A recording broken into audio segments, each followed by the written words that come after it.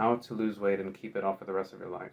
The purpose of this guide is so that it's essentially a complete guide that you can refer to. So about in 2017, I got very serious about losing weight and started to address the behavioral component of it. So just using all the knowledge I have on psychology, that's my background, was able to use a lot of the strategies myself and change the way I think about food, how conscious I am. And I think that is the approach in terms of long-term weight loss. I do think that there are two types of people that struggle with weight. I think there's people that are misinformed. So just lack of knowledge, which I had. Missing a lot of the knowledge with nutrition. And then there's a behavioral component. So let's say the psychological side. So people that are struggling with their psychology. So it could be that, it could be based on trauma, it could be based on habits that they formed. It could be based on behavioral modeling from their parents. They showed them that this is how I solve my weight problems. This is how I solve my emotional problems, is by eating, and it makes me feel better. Right? So if that's a lesson that you learned from a parent, then that is a strategy that you'll implement. I think the first place to start is sleep. Usually when I work with clients, I always ask, how's your sleep? That gives me so much information. It's one of the best predictors of stress. If you're stressed, then you're more likely to eat more. You're less likely to make good decisions about your food the next day. One of the best predictors of how successful someone's going to be with weight loss and managing it for the rest of their life is managing stress and creating boundaries. So rules in place that protect their weight loss. So it could be, for example, some clients would say, I don't know what to say when people offer me food. So that's a skill that they can learn, right? They can learn how to say no, how to decline food. They can practice, they can even follow a script, right? So anytime that someone says, oh, why don't you have another slice of pizza? They could say, no, I don't want it. Language is very important as well. Just the way that you communicate with people kind of shapes your reality to a certain degree. Why is it so powerful to say, I don't want it, instead of I can't have it or I shouldn't have it, right? If you say I shouldn't have it, no, sorry, I shouldn't have that. I can't have that. My trainer told me not to eat that. Then it's not your choice. So it's less powerful than saying I don't want it, which in a lot of cases when I ask the client, did you actually want that piece of cake? They say, no, I didn't want it. So why not just communicate that, right? It's more honest to say I don't want it. It's not even like you're trying to lie to yourself. You genuinely do not want to have that slice of pizza or cake or whatever. Sleep, behavioral component, the physiological component. So physiologically what happens is that if you have poor sleep, we know that cortisol is going to be very high the next day. What's cortisol? Cortisol is the stress hormone. So the higher that is, the more your body will want to reach homeostasis. So homeostasis is just a fancy word to say body's comfortable point, right? Your body is it always wants to be in a perfect, comfortable state. It doesn't want to be stressed. It wants a very nice balance. So if cortisol is too high, that just means that it's going to seek ways of reaching homeostasis. And one of the easiest ways for it to reach homeostasis is to simply eat something high in fat and sugar. Think about it in an evolutionary way. Let's say in Paleolithic times, right? Finding something that was high sugar, high fat was rare. Usually we would just have lean meat. If you kill an animal, you would be able to have some fat, and of course we would want to eat that. But if, let's say, you didn't have food and you just had grains and vegetables and that's it, no protein, no fat, no high calorie sugar, then you'd usually be starving. So when you do find it, because your body's adapted to go for long periods of time without eating, it is more likely to have a dopamine hit from eating high calorie dense food. When you combine fat and sugar, that's one of the most addictive things if you think about it. I always ask clients, what's your favorite food? And it's usually going to be, or what's that one thing that you're eating too much of? It's always going to be something that's high in fat and sugar. That combination is very powerful. Cortisol lowers that. So there are actual studies that measure cortisol and show you just how much it decreases. When you do eat that piece of chocolate, you feel better. I always ask my clients as well, how do you feel after you had that chocolate? Well, honestly, I felt better, they tell me. And that makes sense. And I just explain to them, well, that makes perfect sense. Now your cortisol's down, you're back to normal. In terms of future-proofing your weight loss, addressing the sleep is one of the best things you can do. How do we fix our sleep? You need a system that allows you to fall asleep and wake up consistently every single day. That's really what's going to help you, is creating that system. And working our way back as to why are you not sleeping. And ideally, you would want to be able to wake up even on the weekends. Of course, it's not always possible. Every decision around your day should be built towards optimizing your sleep at night. That's how I like to think about it. So if I know that I have a friend that wants to hang out at 11, I need to just communicate with him that I can't do that. I'm available within these hours. If he wants to spend time with me, he can reach me for those times. Let's any time before 8 p.m., let's say. So once again, clear boundaries. Establishing clear boundaries with friends and family. Usually one of the main reasons that a lot of people struggle to stick to a routine is there's a lot of social pressure, a lot of internal and external pressure. So other things that I would consider is, what are you passionate about? So honestly answer that. So what are you actually passionate about? Because I see that a lot of clients that if they tell me my children are my only passion, or they say I'm not passionate about anything at all, then I know that I'm going to struggle because there's no strong internal motivation to improve. There's nothing there. They're living for someone else, right? They're trying to realize someone else's dreams instead of working on their own. They want their life to improve, but they're not going to put their life as the top priority. So they want to have their cake and eat it too. First step is to start see where these pressures are coming from. So why is it that you're pressured to do certain things that you know are hurting you, right? There's a cost. The cost is costing your health, obviously, or you wouldn't be watching this video. And seeing how did you arrive at that situation? What is it that you're hoping to achieve by solving whatever problem it is? I think for most it's going to be weight loss, right? So for the purpose of this video. It could be also your physique. You're not happy with your physique. Your confidence is very low. You don't like the way you look in clothes. It could be that as well. Or it could simply be that you feel like you might develop a chronic disease and you want to fix it now. It's another common one. So those are strong internal motivators, but then I ask them, but why is that motivating for you? Why is that important for you? And sometimes a client will tell me, because I want to be around for my children, or I want to be able to play with my children. I want to, because without my children, I'd be nothing. I would not even want to be in this world if I didn't have my daughter, for example. I've heard horrible things like that. So I know that if I'm working with someone like that, the motivation is going to be very low. So there's very low chances of success. So really, the process there as a coach would be to have them appreciate themselves or to develop some sort of self-love. And usually, there's a lot of trauma. Usually the way that they were spoken to as a child is very common. It's a very common running theme is that there was some form of neglect or abuse early on that led them to have these feelings of self-worth and also have these recurring thoughts in their head saying, you idiot, you shouldn't have done that, what's wrong with you, you're worthless. Be self-aware and try to find out if you are one of those people, because that would be the first step. There's absolutely no point in following any of this advice if you are starting from a position of not caring about yourself and your main motivator is external and you're only going to improve for the sake of others, right? So your daughter can go to college, but you're working 3 jobs, no sleep, eating 3,000 calories, 4,000 calories, gaining 10 pounds a year, and it compounds. I think the main reason people gain weight over the years is something that people don't really think about, or I've never really heard someone talk about, but there's always going to be, so let's say, for example, you eat maintenance calories 90% of the year, and 10% is holidays and birthdays. 10% of the year, you'll be in a gross surplus. Let's say you go to an all-you-can-eat buffet for your birthday, you have 5,000 calories. Those 5,000 calories, maybe the next day you won't eat as much, but let's say your maintenance is 2,000 calories. Maybe you'll eat 1,500 calories. You'll eat 500 calories less than before. That doesn't compensate for the 3,000 calorie surplus you had at the dinner. So what happens is people have a birthday, they have an anniversary, they have a Christmas, they have a barbecue in the summer. They have, let's say, 4,000 calories every time that they have a holiday or an event, a special event.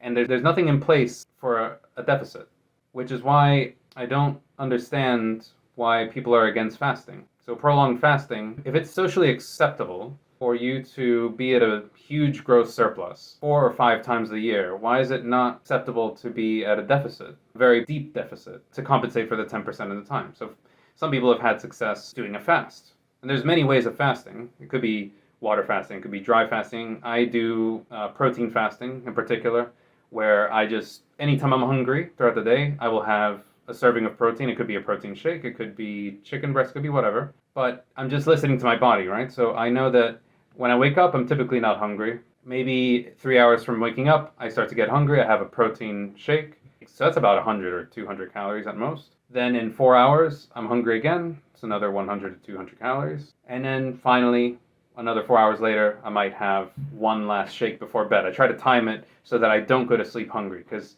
then I know that that's going to improve my sleep if I'm not hungry.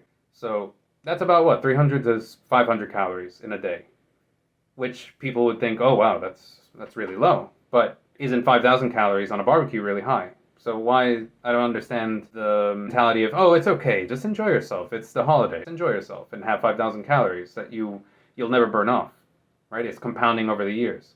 So every year there's been a big dinner that you have never worked off. You have never been at a deficit to compensate for those big dinners that you're having, those social dinners. I think most people are not really, they might not even be addicted to food, but they're pressured by society to eat high amounts of calories on special occasions. And a lot of these special occasions have liquid calories, alcohol. Zero nutrition doesn't improve the quality of your workouts. When you have those higher calorie meals, you feel like shit the next day, and that makes sense. Yeah, the people I've coached and they did not succeed in, let's say, quitting smoking, losing weight, improving their sleep and mental health, that's mainly because all of their motivation was extrinsic. So moving on. Now the ones that have succeeded, so I'm just creating a contrast. Do you want to be the one that fails or the one that succeeds? And I'm giving you the patterns I've found with clients that succeed with their goals. So they establish strong boundaries with the people around them. So coworkers, clients, patients, family, friends. So a lot of people feel pressured to go out for drinks with their coworkers. And so it depends. Do you actually enjoy going out with your coworkers? Is that something you really want to do? Or if you do it, are you going to subconsciously resent that you spent your time or, wasted your time with people that you don't enjoy going out with? So ask yourself that. What do I actually want to do when someone invites me out to drinks? Maybe you are the type of person who's social and really does enjoy the company of others. Myself, personally, I'm an introvert. I feel like if I'm spending all day with someone at work, I just want to come home and spend time with people that I really value. So my family and friends. Time is very important to me. So I don't like spending time if it's not something I genuinely enjoy, right? And I don't believe in playing the game of going to dinners just because it's going to help get a promotion down the line. I don't like playing that game. So I'm just very honest.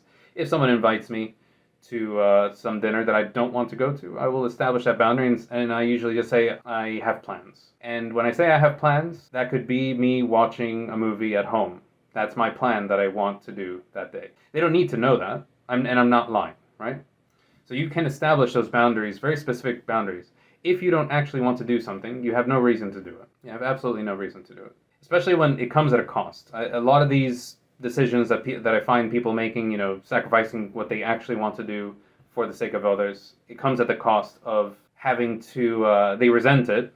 They're not aware of it, but they do resent it, and they seek to compensate for that resentment in other high dopamine activity. So high dopamine is that pleasure molecule in our brain, right? That anytime we, let's say we win at the slot machine and we start to hear those sound effects of, you win, the little jingle that plays, that's a dopamine hit that we get. So our brain feels great. It's the reward system molecule. Our brain will actively favor things that increase that. We resent going to the party. We don't think about it, but we're unconsciously resentful that we went there. We don't even enjoy the company of the people that were there. Then we come home and we have ourselves, or maybe even at the party, you drink to make up for how bored you are. Let's say you're not even interested, so you drink a lot to make that event more enjoyable. Or then you come home and you have sip out the TV, chips, just fall asleep, just to make up for how bored you were. A lot of the coaching involves giving people the confidence to be able to establish very clear expectations with people. There's an avatar for the caretaker, right? So the caretaker is that person that will stay awake past their bedtime because someone needs a ride. Someone who could just take the taxi, but no, they feel compelled that if they don't do it, they will let them down. And yeah, maybe they'll feel like a good person for doing that, but deep down they are resenting it, right? If then they're going to feel stressed and come home and eat more, then obviously that's not a genuine action. It's coming at a cost, but you don't know it. You're not aware of it. Some strategies for sleep that have worked for a lot of people. So I like the 20-minute rule. That is a consistent one. Obviously, you want to wake up and go to sleep at the same time every single day, if possible, as much as possible. Let's say 80-20 rule. So 80% of the time you want to be sleeping. If your bedtime is 10 and your wake up time is 6, then you want to be as close as possible. 1 hour before 10 p.m., you want to have a sleep routine. So a sleep hygiene routine. It could be reading or listening. So you want to try to pick one. I wouldn't do both. So that means no watching videos. If you do watch something, then it should be something that's mostly audio, something that's not too stimulating. If you read something, shouldn't be something about the news, nothing emotionally stressful, no drama. Usually people have the most success with just self-improvement books, something knowledge-based, something that informs you. So that would usually not fiction. Fiction's not that great, but it does work for some people. Especially I think fiction is better as an audiobook than as a reading form for whatever reason. I'm a big fan of melatonin. I do use that almost every single day. And my line of thinking is that why wouldn't we use melatonin when we have so many things disturbing the production of melatonin, right? So, for example, vitamin D. If you live in a country that has no sun, you would have to take vitamin D supplements, and that wouldn't be strange. What would be strange about taking vitamin D in the UK when there's no sun? And you know that your levels are low. Same thing with melatonin. It's a supplement. Melatonin is what gives us that sort of sleepy feeling in our eyes. And the biggest problem with melatonin is that the dosage that it comes in is too big. It comes in dosages of 3 milligrams to 10 milligrams, which is insane. If you look at any study, it'll recommend 0.1 milligrams, which is 30 times smaller than the pill. So the only method that you really have is to crush the pill. So what I do is I just bought a pill crusher, like a butter knife, and I just get this very light coating, the smallest amount of grains you can get on that knife, and I consume that at 9 p.m., let's say, right? If I'm trying to fall asleep by 10, then I would take it at 9 p.m. Basically, smaller is better because it's more effective. You would think it's not, but for whatever reason, it is very effective at the smallest dose rather than the biggest dose. It doesn't really do much more. There's diminishing returns. Not only that, but a lot of people feel hungover if they take too much. And that's why I think a lot of people, when they take the 3 milligram pill, they say, oh, it didn't work for me. I felt terrible the next day. I felt hungover the next day. And that's because you need 0.1 milligrams, which is almost impossible to get unless you crush it and just take literally the smallest visible grain that you can see. Because we live in an environment, just like a low sun environment, we live in a high blue light environment that we can't really control. It's not realistic to say, turn off all blue light after 8 p.m. For most people, that's not going to be possible. You could buy blue light blocking glasses. I haven't had much success with that at all. I've tried a lot of different things. That one does not work for me. But try it. I'm mainly sharing what's worked for myself and people that I've coached. So caffeine, if you're struggling with sleep at all, why are you drinking caffeine? That's what I want to say to clients, but I don't. But I can say it to you. Why are you drinking caffeine if you're struggling to sleep? That's the first thing I would cut out. It makes absolutely no sense. And I think people just underestimate, I think it's a lack of information, right? So I think people underestimate how long it can stay in your body, right? It takes a long time to metabolize. So even if you take it at 12 p.m., a lot of people think, oh, but I take it before, a little bit after 12 p.m. and then I have nothing at night. Try having nothing, how it goes. The best time to try cutting it out completely would be the weekends or whenever you don't have work. Or an easy day, just a day where you have no responsibilities. You don't have to be mentally on. Pick a day like that. It's my best advice.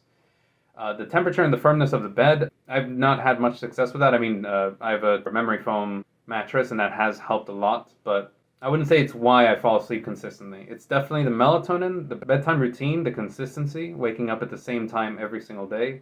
Those are the 3 pillars of why I'm able to consistently, I would say it's been about 2 to 3 years of me not having sleep problems whatsoever ever since I started using melatonin and combining it with consistency. And of course, caffeine management. The other thing that's worked for some people, so if you can't fall asleep in 20 minutes, you just get up. I don't like the strategy of going somewhere else and doing something else, watching TV, because that just makes me wake up more. So I like standing next to the bed, browsing something on my phone, reading on my phone while standing up. Tires me out, and it has worked for some other people. That's one of the weirder ones. It's worth trying. If you do go to another room in your house, then try reading. But that's a lot on sleep, but I do think that that's the foundation of being able to lose weight and manage it. Anytime that a client has reported back saying, I just overate and I was eating, I know I shouldn't have eaten it, but I did, that is because their sleep was bad. Calories. Okay, so for me, the biggest piece of information that helped me was learning calorie density because I don't like the phrase move more, eat less, or eat less, move more. I think you should eat more and move more. But when I say eat more, I mean the volume of the food, not the calories. The calories, of course, you have to be at a deficit to lose weight. That makes perfect sense. But the volume should be high. You don't have to go to sleep hungry if you do incorrectly. You probably have heard whole foods are the best and proteins are the best. But why? Because, for example, my mom as a kid would always say, don't eat so many carbs, even though she was the one preparing food, but you know. Don't eat so many carbs, but she couldn't explain why. Why can't I eat carbs? What's so bad about it? So now I understand. Carbs don't really take away your hunger. They don't. You get hungry again. If I eat cereal, I know I'm going to be hungry again in let's say 90 minutes. Calorie density. Let's say, for example, your target calories are 2,000. You ideally would want to eat about 2,000 grams of food. If you're eating 1,000 grams of food and you're trying to only eat 2,000 calories, and let's be realistic, if you are sedentary, short, or female, you're probably going to have to eat 1,200 calories. And let's say you don't weight train at all, you're probably going to be stuck there, which is why increasing your metabolism through resistance training is the long-term solution as well. Let's say that example, 1,200 calories, what you need to lose weight, and you need to at least minimum have 1,200 grams of food. So when you have 600 grams of food, and that's very easy. If 1,200 calories, if I have, let's say I have it in the form of cake, so I'll have 300 grams of food. 300 grams of cake is 1,200 calories. You just multiply by 4. That's probably why people struggle to lose weight when they cut calories, but they also cut the volume of food. Of course, they're going to struggle. So the way I see it is, I wouldn't look at the nutrition label to memorize how many calories things are. Don't worry about that. Try to see the trend.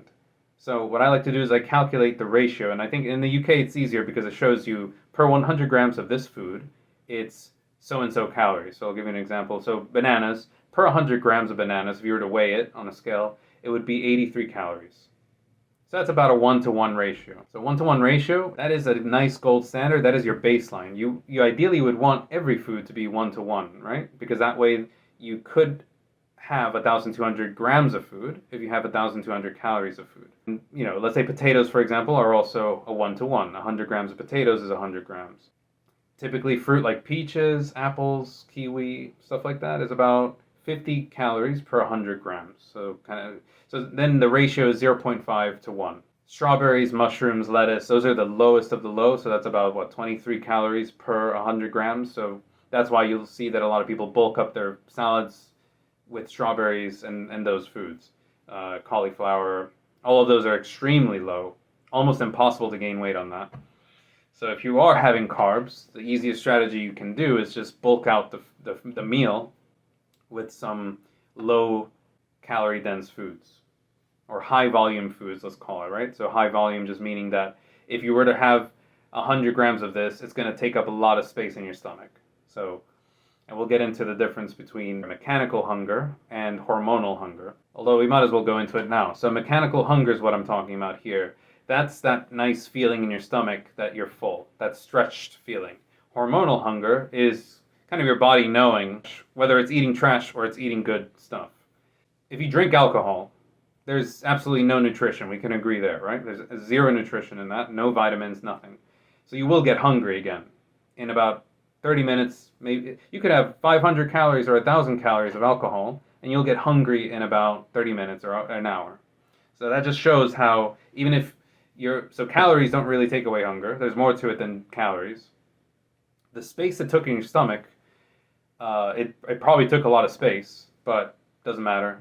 That doesn't take away hunger by itself. It's the combination of something that's high volume and has nutrients that takes away hunger for a long, long time. And so protein and whole foods, I'm going to define whole foods as single ingredients. So what's the ingredient for a peach? Peach. What's the ingredient for chicken? Chicken. That's it. So anything that has one ingredient is typically going to be very satiating, and I'll give you an exception to that rule. And this is why dietitians piss me off, because they tell people that are losing weight to have almonds. Almonds are one of the highest calorically dense foods ever. 100 grams of almonds is about 600 to 800 calories, depending on, if it's a walnut or depending on the nut. So nuts in general, peanuts, are worse than ice cream in terms of the calorie density. Ice cream is only 300 calories, for example, for 100 grams. It's just 300. Cake is 400. So almonds can be up to double the calories for the same weight, and dietitians recommend people to have them. It makes no sense. If you do have them, you can have, because the nutrients are very high in almonds. I understand why dietitians recommend it. Yes, the nutrients are very high, and to address the hormonal hunger, it does actually have high nutrients that your stomach recognizes this has value, and I've received nutrients, right? It sends a signal that says that to your body. But I treat it like medicine, right? So when you take your medicine, you don't take 100 pills. You take 1 or 2 or 10 at most. Treat it like that. So almonds, you should only have maybe about 10. If you're trying to lose weight, maybe 10. And that's because you do need a bare minimum amount of fat. And some people, when they start having chicken breast, salad, fruits, they find that their fat is quite low, so they get constipated. And one of the easiest ways to cure constipation is to increase your fat. So you probably want around, I would say 40 grams to 60 grams of fat for the average person is ideal to prevent that from happening. So understanding calorie density. So I'm going to go through a quick tier list. So let's say tier 1. When I say tier 1, what I'm saying is that it's a 1-to-1 ratio. So 100 grams of this food is 100 calories. So examples, we went through some of them, but bananas, potatoes, eggs to a certain degree, chicken breast is almost a 1-to-1. So those are some examples, right?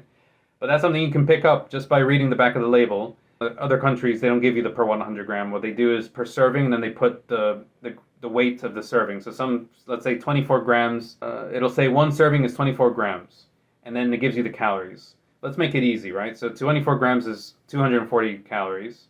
What I would do is just divide it. So 240 divided by 24. And then we know that it's a 10. That is a 10 ratio, which is insane. So that's a very calorically dense food in that example. Let's make it easier. Another example.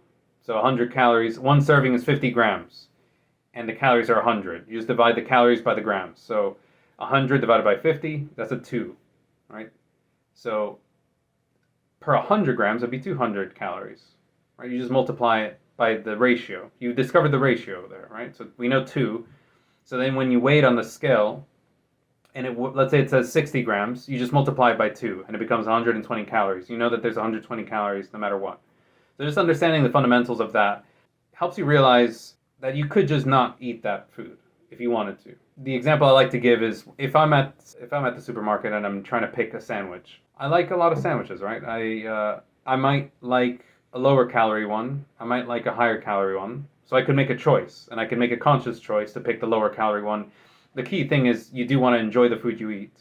And I think a lot of people are not aware of that. They need to discover the foods that are low in calories, high in volume, and they enjoy. Those 3 things, those 3 components, that's what makes a diet sustainable, is enjoying high volume, low calorie food. Now, of course, once you reach maintenance, you reach your goal, and you want to maintain your weight, you can be a little more relaxed. But the key word is being a little bit. You don't want to return to the way you ate, and that's the number one reason that people regain the weight is because they think, oh, now I'm done with the diet, I can go back to eating like I used to, which that's how you got there to begin with, so I don't understand the logic there. It's a very unconscious behavior, I understand. But yeah, let's say there's an option between a breakfast sandwich with egg, bacon, sausage, everything, and there's a tuna cucumber sandwich. I just happen to enjoy the tuna cucumber sandwich. I look at the back. Per 100 grams of the tuna cucumber, it's 150 calories, quite low for a sandwich. And then the breakfast sandwich is, per 100 grams, is 250 calories. So I'll make the easy choice. One's going to fill me up mechanically, and it has good stuff as well, right? Because it has protein. It has tuna, so it has protein. So it fits both requirements. Does it have nutrients? And does it have the most volume per gram? The most volume per calorie. Those 2 things. You want foods to take up the most space in your stomach and also provide the most nutrients at the same time when you're trying to lose weight. That doesn't have to be as strict once you want to maintain weight, but that's a different strategy. Most people are good at losing weight, but they're terrible at maintaining the weight. That's the skill that people are missing. So diet soda is 100% fine as long as it agrees with your stomach. Some people don't react well to aspartame or sucralose, anything like that. If you can tell that you're reacting poorly to it, then don't drink it. You can't drink it. That's true for everything. Anything that you're wondering, should I eat this and that and that?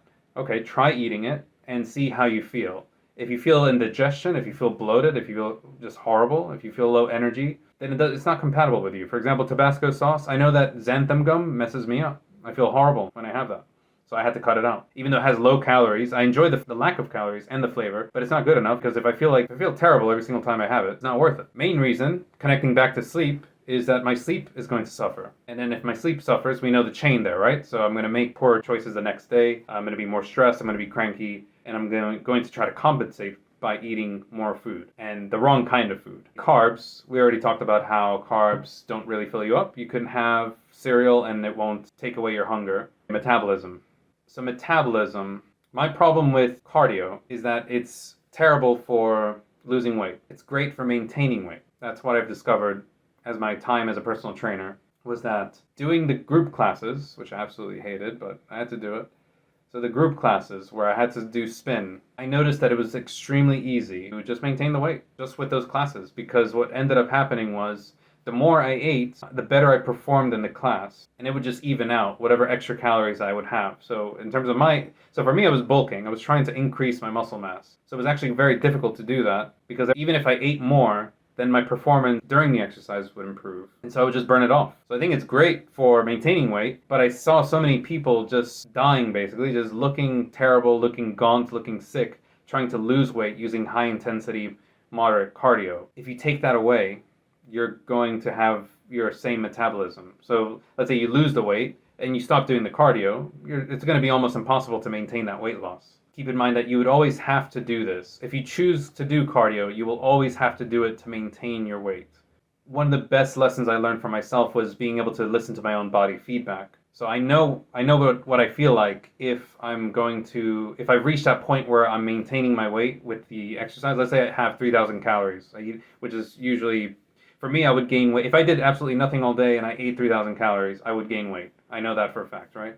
If you're trying to lose weight, you're best off doing low intensity exercise. So the best exercise is going to be incline, treadmill, or something very slow. So walking, standing. I think standing is horribly underrated. I know that as working at the gym, even if I didn't work out, but I stood for about 8 hours nonstop, I burned so many calories just standing and training people. So it's undervalued, and everyone should get a standing desk, essentially, if they're struggling to lose weight. I'm not struggling to maintain my weight, so I'm sitting down. But I have watched TV while standing up. I eat while standing up. I try to incorporate it as much as I can into my daily life without it being too weird. Yeah, if I have an appointment or something like that, or if I have a meeting, I will stand. I will give someone my seat. Like, please, take my seat by all means. You come off as nice and you get to burn calories. It works out both ways. But resistance training. So there's a lot of misunderstandings about resistance training. First of all, you can't target a specific body part, so give up on that idea. You cannot target a specific body part. If you try to burn the fat around the belly, you can't do that. I had a member of the gym ask if we had some equipment that directly burns fat cells off her body. I just had no words for that. So yeah, there's a lot of misinformation, basically. That's what that shows us. And the purpose of resistance training is not to burn calories. You're not going to burn that many calories. You will burn calories, but just not that much. If you run at full speed for 1 hour versus lifting weights for 1 hour, you will burn more from running. That's true. Some people can burn up to 1,000 calories. But that's not future-proofing you for maintaining the weight, because you will always have to run an hour to maintain that weight loss, if that's your route. In an ideal world, whatever cardio you do would be something that you enjoy. It could be a sport, it could be something, but something that's realistically sustainable for you to do for the rest of your life. So it could be a hobby for you to play badminton or something. And you would ask yourself, how likely is it that in 5 years I'm still playing badminton? If it's very high, like a 7 out of 10 likelihood, then by all means that could be your baseline, right? You want to think about what baseline you're going to have to maintain your weight loss once you've achieved that goal. So resistance training, the whole purpose of it, I like to think of it as investing in stocks versus working a salary job. So a salary job, you're trading your time for money. So if I work 40 hours, I make 50K, let's say, right? 40 hours a week, 50K. How do you make more money? By working more hours. So you're trading your time for money. But what happens when you run out of time? Can't earn any more money. You've capped yourself. Now, let's say investing in stocks. Let's say your muscles, right? You're investing in your muscles growing so that you're making money while asleep. So you're burning calories while doing nothing is essentially what building muscle does. So usually for the first, and it's a very frustrating thing to work with clients because even with myself, because I was hesitant to bulk. I hated the idea of just looking fluffy, just having things stick out of my clothes that I don't want. Yeah, it was tough, but it's worth it. It is worth it because what you're doing is you're just future-proofing. So let's say for most people, I think investing 1 year of just gaining as much muscle as possible, and by muscle, just focus on strength. Don't focus on your body for that time being. Relax with your body. Let the weights tell you if you should eat more. That's how I would see it. And sometimes you do need that objective lens of someone else to push you through it. And I'm a good example of that because I needed to hire a coach to get over that because, being previously fat, it makes sense to be afraid to put it back on again and not be able to lose it ever again, right?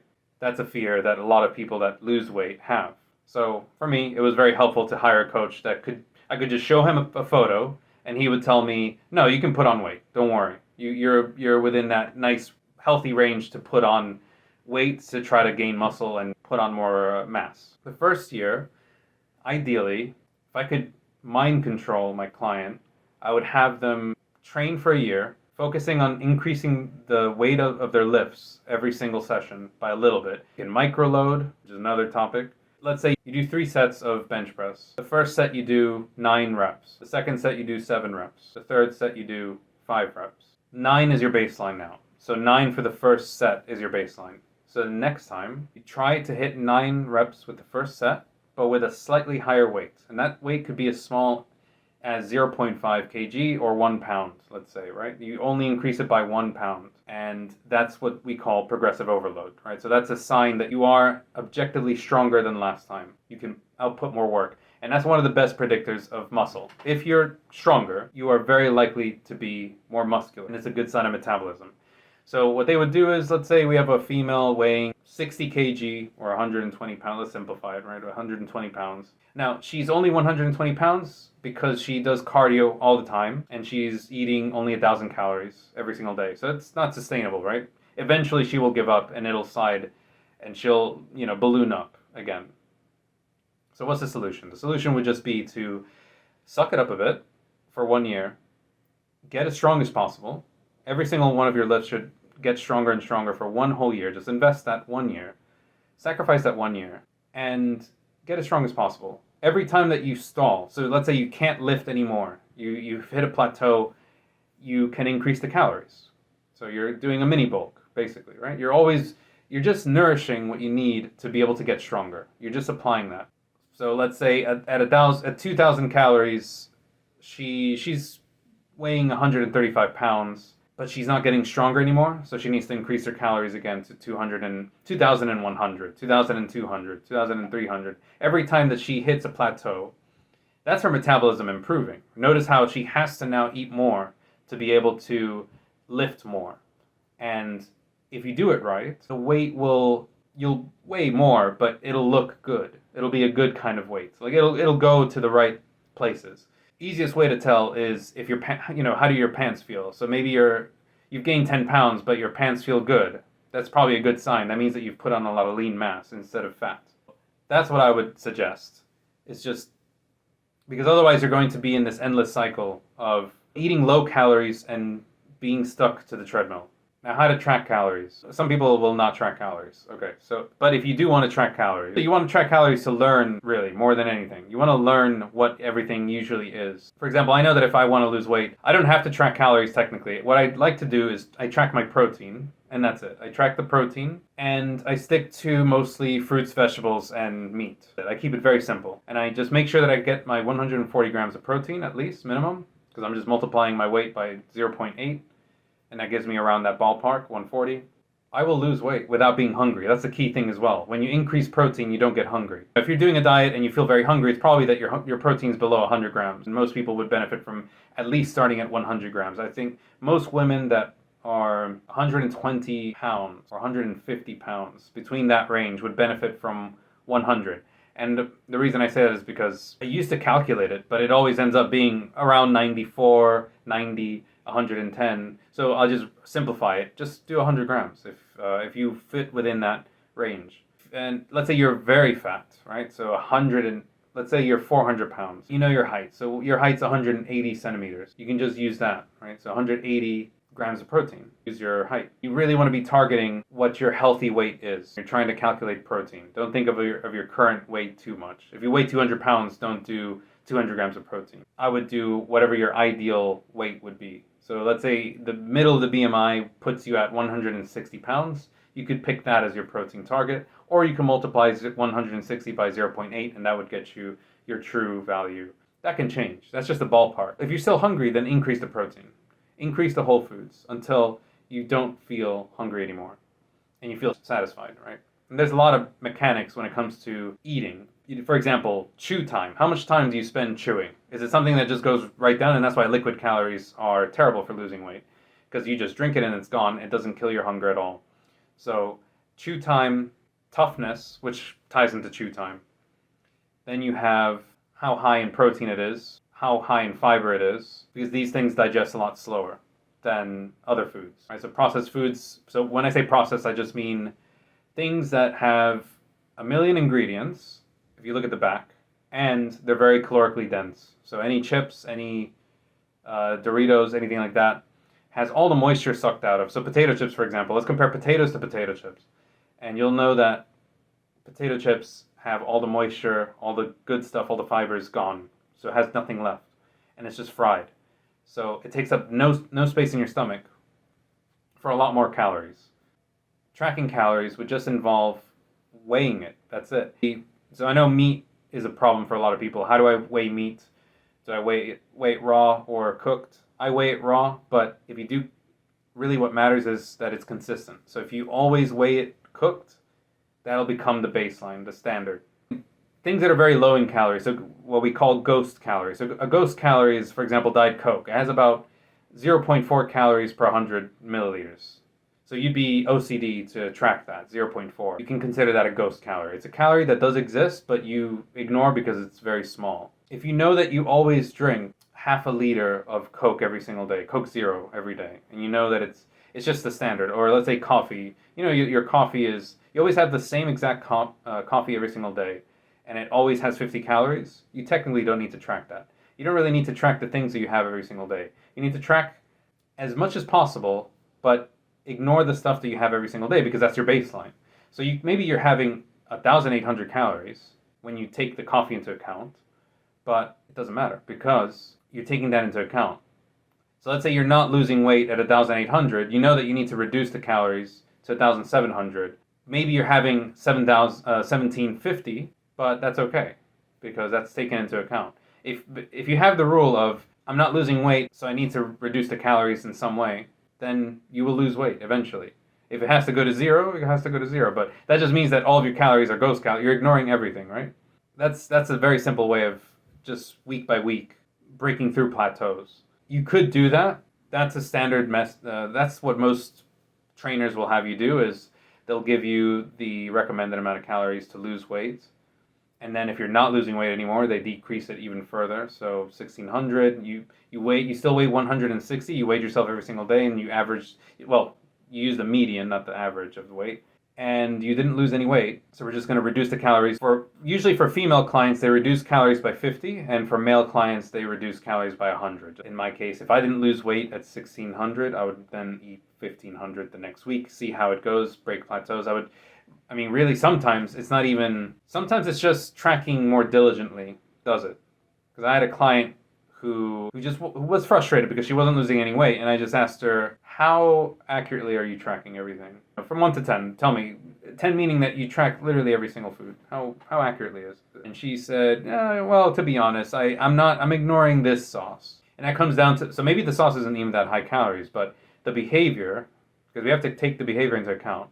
If the behavior changes the next week and she tracks more diligently, she will naturally eat less bad food. That's the other thing that we don't really take into account. If you're tracking more diligently, you will naturally be more inclined to eat less bad food. Behaviors are very powerful when it comes to breaking plateaus. Being able to identify, well, if you do this, then you're going to do some XYZ. You're going to do these other three things. For example, if you drink a gallon of water, you're going to be going to the bathroom a lot more often, and you're going to be burning more calories, getting up and down, getting up and down. You're going to be getting more steps from going to the bathroom. So drinking water is not necessarily losing you weight by drinking more water. It does reduce some cravings, but there's also some other unidentified things that get ignored. So you will be moving more. If you stand more time, you're more likely to walk somewhere, right? Because there's less friction. Let's say, for example, someone knocks on the door, and if you were sitting, you'd be lazy, you wouldn't want to get up, you would ignore it, you wouldn't answer the door. If you're already standing, you're more likely to go and answer the door, and you would get more steps in, right? So there's a behavioral component that is horribly ignored by a lot of personal trainers. Mindful eating is what cured me from the food addiction. So when you combine, I'm combining a lot of different things. I'm combining high protein, I'm combining high volume whole foods. So very specifically high volume whole foods, because nuts are not high volume, they're very low volume. They don't take up any space. Moderate fat, I wouldn't say high fat. I don't like high fat. You just need the bare minimum for hormonal health, right? So if your fat is too low, then you're going to be constipated, you're going to lose your hair, you're going to have problems, health problems by having zero fat. It's an essential macronutrient that will die if we don't have. And the same is with protein. Carbs you can live without. You could just not have carbs and you'd be completely fine. But protein and fat, no. You can't cut that out of your diet completely. Mindful eating. Let's think of the last time you ate in front of the television. How much did you eat? You probably ate a lot. You probably ate 3,000 calories. You could probably eat a whole pizza if you watch a movie and drink beer. And it won't feel like you ate that. It'll feel like it wasn't even that satisfying. You could go for more, probably. So now imagine sitting in a quiet room, no distractions. You could maybe talk to someone, that's usually, but ideally, even without talking to anyone, you would eat less if you have no distractions. If you eat that same pizza and beer, you probably wouldn't even finish the beer. A lot of people don't even finish the food. I've had clients where I told them, you can eat whatever you want, but I want you to sit in a room and not have any distractions. And so I told her, you like ice cream, you like cookies, you like a cake, okay, eat it as much as you want. See what happens if you just don't distract yourself, if you eat it there. Same thing with smokers. Some smokers respond well to mindful smoking and they stop smoking when they realize that, when they're paying full attention to that. So now what I'm doing is I'm not eating trash, I'm eating good food and I eat it mindfully. And when you combine both of those, so if I eat chicken and vegetables, let's say, and it's good chicken, I do enjoy it, because that's the number one rule, you should enjoy the food you eat. I do season it so I enjoy it, and I do season the vegetables so I enjoy it. I will realize that I'm full, I'm fine. Basically, your body has a signal that tells you you're done, and that's leptin. So leptin triggers. It's the opposite of ghrelin. Ghrelin makes you hungry, leptin makes you full. So eventually, you hit a 6 out of 10 fullness or a 5 out of 10 fullness. That's the signal of you feeling satisfied, and you can walk away from the meal. You don't feel cravings anymore. So that your cravings are satisfied and you're physically full. That's the 6 out of 10 perfect amount of fullness that you want to reach with each and every one of your meals. All of your meals should be 6s out of 10, ideally. You want to maximize the number of meals you have per day without distractions. You want to increase protein and high volume whole foods.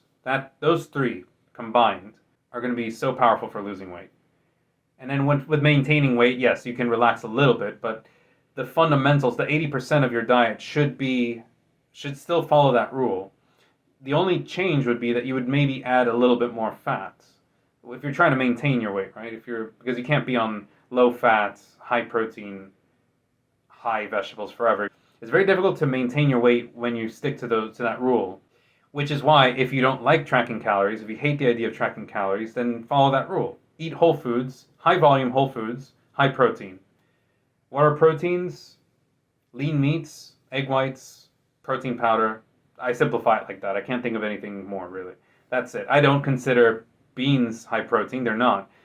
I think for something to be high protein for me, if you were to look at the macro composition, so let's say the percentage of fat, the percentage of protein, the percentage of carbs, protein would have to be the highest percentage. So it would have to be at least 34% of the food has to be protein for me to consider it high protein. I mean, ideally it should be 60 and above. 60% and above would be ideally the type of protein you're having. Or all of it, just meat, basically. And, vegans, I've worked with them. It was very difficult because everything made them sick. They were just getting injured often. They just didn't have the supplements they needed. They didn't have the amino acids that they needed. And you can try, there are people that are successful with vegan and having high protein, but they're just taking many, many different supplements. And it's not, to me, it's not sustainable. You're already making it very difficult to lose weight by cutting out entire food groups, and how likely is it that you're going to succeed? At least be vegetarian or something. It's just you can, if it's for moral reasons, you can do it, but just don't expect good results. You're not going to get good results unless you're buying 10 different supplements to make up for the lack of amino acids in your diet and other vitamins. Mindful eating as well it would involve asking yourself after each meal, how do I feel after this meal? Did I enjoy that? How much did I enjoy that? What would I do differently? Let's say you have indigestion after eating that meal. It's not just about the calories, but how do you feel? Do you feel good? Do you feel good energy, good focus, anything like that?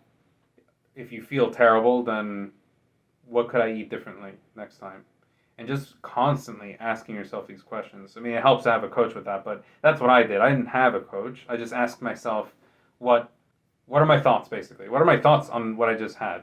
And, because you're eating mindfully, if you're eating mindfully, then you will naturally do that without thinking. But let's say you're eating with people, you go to a restaurant. The other skill that you can develop is, if you go to a restaurant, find at what point did you feel that 6 out of 10. You want to practice identifying the very moment that you hit the 6 out of 10 fullness. And the more you practice that skill, the more automatic it'll become. Because it's almost like, it would be like learning how to drive, right? So you know that at first, you don't know how to respond to a yellow light. You don't know whether to go or to stop. Through experience, through repeated experiences, everything will be automatic. Maintaining your speed, that's an automatic skill that you have the muscle memory for. You don't have to use mental resources to think about how to brake anymore or how to handle the steering wheel. Everything's automatic. So all you have to do is look at the light and respond appropriately, and even that becomes automatic after a while. So, same thing. You're just looking for a signal. The signal is the light, and the signal in this case is the fullness. You wait for that signal, and you respond appropriately. So it could be some people bring a Tupperware to take leftovers. If they're very serious about it, they really want their calories, and they're very honest with it. It's just about being honest, really. At what point could you stop? And what do you want to do? Do you want to stop? If you didn't want to stop, then how are you going to lose the weight? There are other ways. Some people could, for example, do alternate day fasting. They will eat more relaxed the next day and then fast the next day. There are people that have done that for a long time. So it can be sustainable. It is very difficult. I don't do it. But I know that some people, let's say, for example, you refuse to do exercise, you refuse to gain muscle, you refuse to lower your calories, you refuse to follow any of the advice I mentioned, then the only logical way for you to lose weight would be to do alternate day fasting, right? There's no other way to create a caloric deficit. If you refuse to follow any advice, alternate day fasting might be the only way for you to lose weight. So you would eat, let's say, 3,000 calories on one day, then you eat nothing the next day. You'd feel very satisfied in that one day, and then move on. Some people work on that, and as long as your health is fine and it's sustainable, I see nothing wrong with it. I see nothing wrong with OMAD, and just fasting in general. I don't see anything wrong with doing prolonged fasting. So if that is the only way for you to create a deficit, then by all means. That might be the solution for you. It's just that I think there's a taboo, right, with prolonged fasting. There's a taboo. They call it an eating disorder, and sometimes it can be, but I think there's a percentage of people in the world that would not develop a disorder doing repeated prolonged fasting. I know for a fact that there is a small percentage of people that And there's a percentage of people that do well on OMAD. I mostly do OMAD. 1 meal a day is what I mean. I do 1 meal a day usually. One meal, a very high protein meal in the morning. And then the rule is if I'm hungry later on that day, I'm listening to my body. It's not a craving. It's if I'm hungry, then I will have something else. But the thing is that cravings go away the more you follow this regimen. The more you eat whole foods, high protein, the less cravings you're going to have, because that by nature it forces you to have less sugar and less addictive combinations of high fat, high sugar. Some strategies for physical activity, some behavioral strategies. So for example, walking after every meal, some people like to tie that to the end of their meal, so 10 minutes. So if you make it a rule that after breakfast, lunch, and dinner, I just walk 10 minutes, that has worked for some people. Watching TV while standing, but basically finding time to stand at any point. If you're on the phone, why not stand? So any opportunity you have throughout the day to stand. Or, I'm sure you've heard walking to the grocery store, but that's not feasible for everyone. So I like standing because that is flexible. Scheduling walks, let's say you know that you have to catch up with your family. You have a phone call to a relative that you know you haven't spoken to in a while. You could schedule a walk around that so that you're walking while speaking to them. You know that they speak to you for an hour and a half, so why not have an hour and a half of walking? And you could always essentially pair that behavior, pair speaking with people on the phone to walking. Yeah, and if you feel like you're neglecting your loved ones by scheduling walking, then you can include them in it. That's the easiest way to do it. So schedule during the weekend, or let's say you have a family gathering, a lot of family, and you're the one that encourages people, and you can do it like this. I'm going out for a walk. Who would like to join? Because the way you're framing it is, whether or not you join me, I'm still doing this, so you might as well join me. That's what that says, right?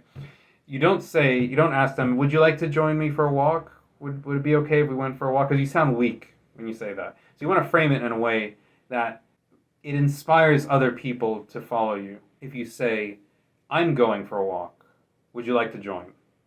That's different than saying, oh, would you want to come for a walk? Like that. It sounds weak that second way.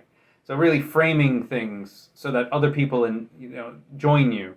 Or I'm joining a badminton team. What do you think? Would it be a bad idea for you to join me? And that's another negotiation technique. So that's you're asking the negative there, right? So you're asking, would it be a bad idea? Because then the other person's more likely to say, no, that's not a bad idea. For them to say, yes, that's a bad idea, they're not going to say that. So just a little tip there.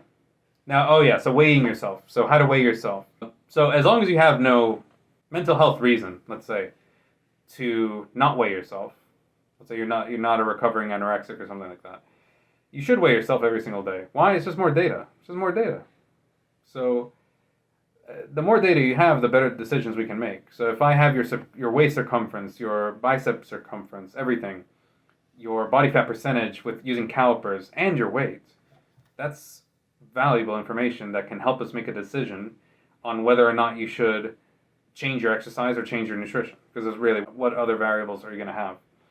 And then you want to find the median, because that gets rid of those highs and lows. Those extreme highs and extreme lows will disappear if you use the median. What's the median? If you pick 7 numbers, so let's say there's 1 number per day of the week, 7 numbers, and you order them from highest to lowest or lowest to highest, doesn't matter, and then you pick the middle number. Super simple example. Let's say 1, 2, 3, 4, 5, 6, 7. 4 would be the median. You want to pick the middle number. That gets rid of the highs and lows, the outliers of the weight. So we already went through misinformed. So yeah, the 2 types of people who struggle with weight loss, misinformed and trauma-based, right? And there's going to be a mixture. The thing is that there's a mixture of 2. For me, I know that I was horribly misinformed, and fixing that fixed everything, mostly. There's some trauma, sure, from being overweight my entire life. That's definitely traumatic. But I responded very well to information. So just raw information worked very well, and you might be that type of person, or you might need someone to kind of work through whatever trauma you had. And can you develop internal motivation rather than external motivation? Once you can do that, you've solved the biggest problem. That's the biggest hurdle, is realizing that every decision you make, every action you make is built around other people's success.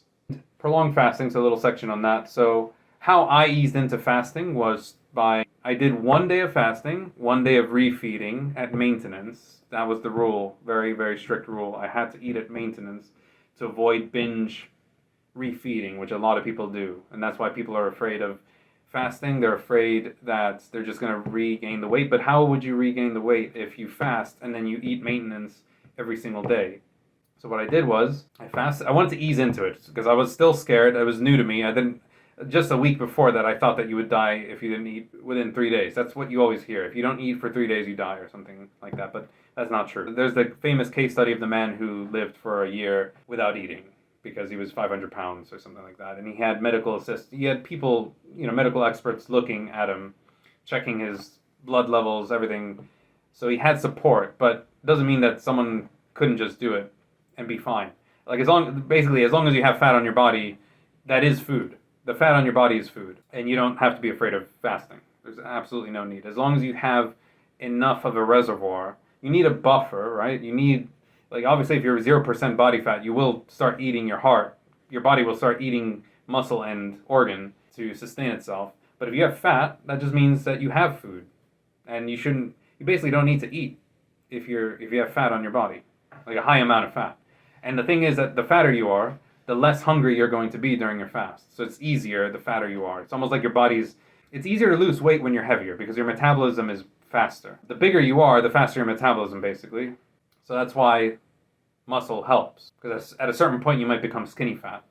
But I'm diverging too much. So fasting. So water fasting, protein fasting we went through, dry fasting. I did a 5-day dry fast, so no water, no food. So just to show you how not scared or how confident you should be doing water fasting, because if I can do it without water, and a lot of people have done it without water, and that was very spiritual almost. Just you really start to realize how little everything matters, how whatever you're worried about kind of goes away when you're in that 4th or 5th day of dry fasting. OMAD is that's one of the more sustainable ones that you can do. So you just pick one meal, so 1 hour out of the day basically you just eat and enjoy yourself. Eating the right stuff. If you're trying to lose weight, eating the right stuff. If you're trying to maintain weight, then you can probably relax a little bit more and have some carbs with that. Protein sparing modified fast. That's PSMF. So that's what kind of inspired me to stick to a high protein, whole foods, high volume diet. But in this diet, this is used by doctors for people that are very overweight. And it's essentially 700 calories a day, eating only lean meats and vegetables. No fruits, just vegetables and lean meats. It does work. It's almost like they know. They know that that's the most filling food that you could eat. So they're just focusing entirely on that. Oh, and what kind of exercise? So if you're dry fasting, you shouldn't be doing anything. There should be no exercise being done when dry fasting. You should just read and relax and do nothing. If you're doing water fasting, you can do more. You can even do resistance training. You can lift weights while water fasting. That's what I did, and that will actually retain as much muscle as possible. Nothing wrong with that. Protein fasting makes it even easier because at least you're repairing whatever you destroy with the protein that you're taking in. So remember, protein fasting would just be a simple rule of anytime I'm hungry throughout the day, I have one serving, let's say 100 to 200 calories worth of protein, and it has to be primarily protein, like 90% plus protein. 90% of that food should be protein. If there's any carbs, it's only residual. Like protein powder will have a little bit of carbs, so that makes sense. There's no real way to avoid that. But if you're having lean chicken, for example, then you're having effectively 100% protein. So for me, I know that if I'm really trying to cut down and I want to do it fast and easy, extremely easy, then I will just have almost 600 calories worth of protein a day, and I just spread it out and just respond to when I get hungry. So what I have my clients do, so we always work through the attachment of self-worth and weight. So there's a big dynamic there that I have to rewind because they have attached their value of who they are to the number on the scale. So having to rework that and make them focus on another number, that's the easiest way, right? You replace one thing with another. That's more of a Band-Aid. So what I do is, so here's the Band-Aid I use. I have them focus on their lifts.